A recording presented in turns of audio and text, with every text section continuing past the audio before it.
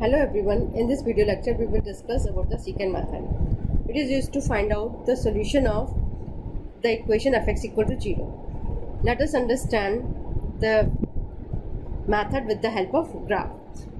Suppose y equal to f(x) equal to a function, that is the graph of the function, and suppose x0 and x1 are initial approximation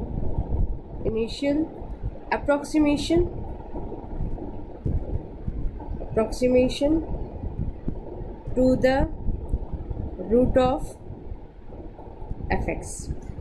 These initial approximation can be computed by intermediate value theorem. Okay, now let's join these points x0 and f(x0) on the graph of the function. So this is x0 point, then what is the coordinate of this point on the graph? x0 f(x0), and this is x1 f(x1).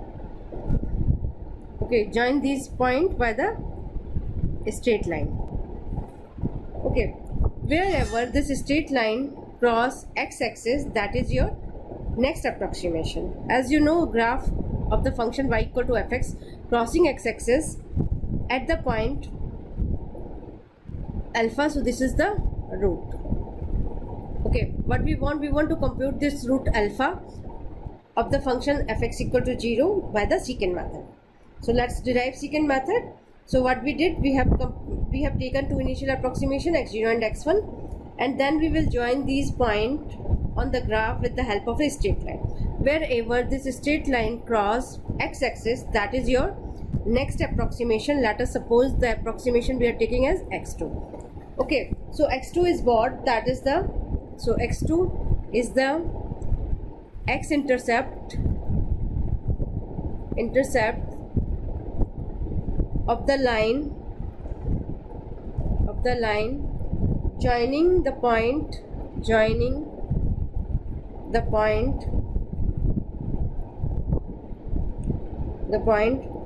x0 fx0 and x1 fx1. Okay, so x2 is what? That is the x-intercept. Now we will join this point x2 with the graph of the function. So this is the point we are getting. The coordinate of this point on the graph is what? x2 fx2.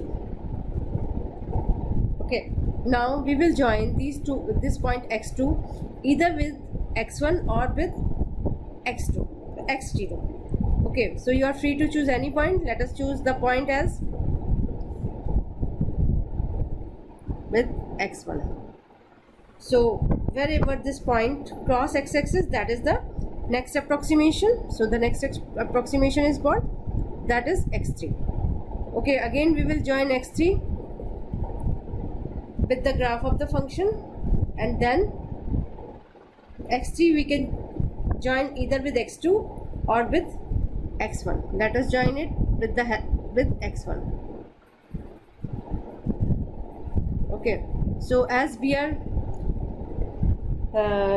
increasing the number of iteration, it is moving toward the root alpha. So this is your secant method. So let's derive its mathematical form. So let's do it. So equation of the line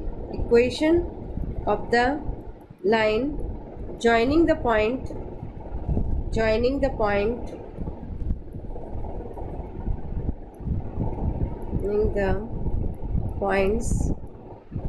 x0 fx0 and x1 fx1.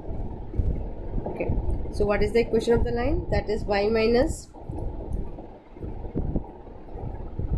fx1 equal to f of x1 minus f of x0 upon x1 minus x0 x minus x1. Okay, so this line cross x-axis at the point x2 0. So x2 0 satisfy equation of the line that we derived, equation of the line. So just put the value of just check x to 0 will satisfy the equation of the line. So put the y equal to 0 and x as x2 into the equation. What we are getting? We are getting 0 minus f of x1 equal to fx1 minus fx0 upon x1 minus x0, x2 minus x1. Now compute or write x2 in term of x0 and x1. Okay, so solve it for x2. For x2. So what we are getting? We are getting x2 as x1 minus f of x1, x1 minus x0 upon f of x1 minus f of x0. Okay, so this x2 point is computed by that formula. Again we are joining x2 on the graph with the point on the graph x1 fx1, then we are getting another equation, and then we can compute the value of x3 and continue this process. What we will get, or in general form of the x-intercept, we can compute after an iteration. General form of x-intercept after an iteration can be written as xn plus 1 equal to xn minus f of xn, xn minus 1 upon f of xn minus f of xn minus 1. So this is your secant method, and where n is what? N is started from 1, 2, 3 and so on. Okay, so this is your secant method. When to stop? The same way as we discussed in Newton's method. Whenever the difference of the consecutive iteration is less than epsilon, or this is absolute error and relative error. Relative error on mod of xn is less than epsilon. Okay, next is, okay, now let's discuss a question based on secant method. So use secant method, find the solution of the equation x cube minus 3x plus 1 within 10 raised to power minus 3. So let's solve it. So here the function is given to you as x cube minus 3x plus 1 and tolerance is given to you as 10 raised to power minus 3. So what initial approximation we can take? For that we have to check in which interval root is lying. So what we can do, we can start with some initial value to check whether in which interval root is lying. For that we'll apply intermediate value theorem. So f of 0 is what? 0 cube minus 3 plus 1, 3 0 plus 1, it is coming out to be positive value. F of 1 is coming out to be 1 minus 3 plus 1, that is negative value. So since f of 0, f of 1 is having change of sign, that is f of 0 and f of 1 is less than 0, so by IBT there exists a root inside the interval point. So if you see, if you check here f of 0.5, then the value is coming out to be negative value. So that means at 0.5 the function value is also negative. If we draw the graph of the function, so what is happening here? From here we are getting graph of the function. Suppose this 0.5 is the midpoint, then the value, then the function graph is something like that. So that means at 0.5 the function value is negative, that means the graph of the and this is the root, that is alpha. Okay, so at one value it is positive, it is negative, at 0.5 function value is negative, at 0 function value is positive. So the root is lying between 0 and 0.5. So you can choose.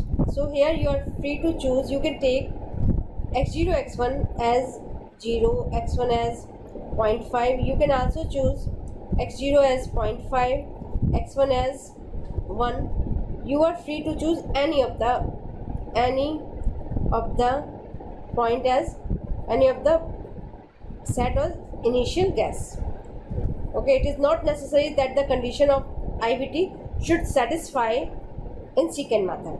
So let us take x0 as 0.5 and x1 as 1. Then the function value at x0, that means at 0.5, is equivalent to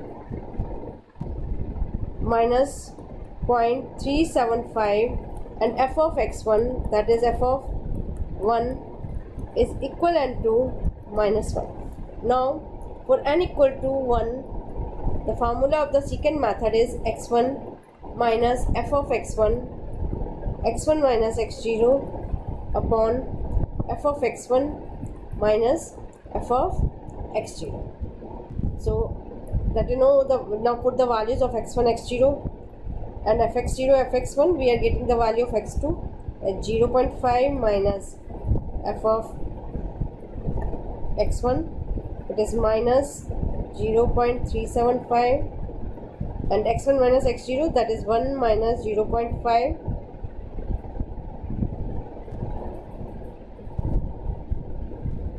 and f of x1, that is f of x1 is what? That is minus 1 minus plus 0.375, and the value of x2 is coming out to be 0.2, and the difference between x2 minus x1 we can compute as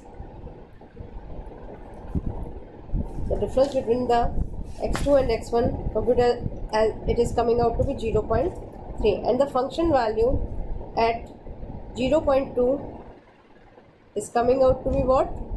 That is 0.408. Okay, now we can make a table and then compute all other values. Okay, so the value will be what? N equal to n xn f of xn. Here we have not to check the sign. Okay. So at the first iteration 0 and 1, 0.5, okay, and minus 1, minus 0.375, 0.3. At the second iteration 0.2, that we are getting result here, and then computing the value 0.408, and the value is 0.1563. At the third iteration, that means x3 we can compute as 0.3563, and the function value is 0.02367. Okay, we are taking mod of fxn, and here the value is coming out to be 0.0086.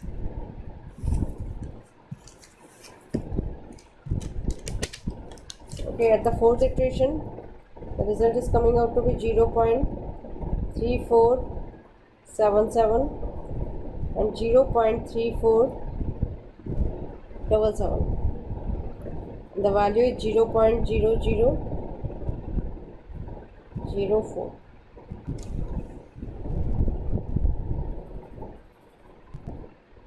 Okay, this is the value we are getting here. I think, let me check the values. So here you can see this is greater than epsilon, this is greater than epsilon. Epsilon is what? 10 to the power minus 1, sorry, minus 3. Also greater than epsilon, and this value is less than 10 to the power minus 3. So the required root is 0.3477. This is the result by the secant method. So I think it should be clear. If you have any doubt, you can discuss.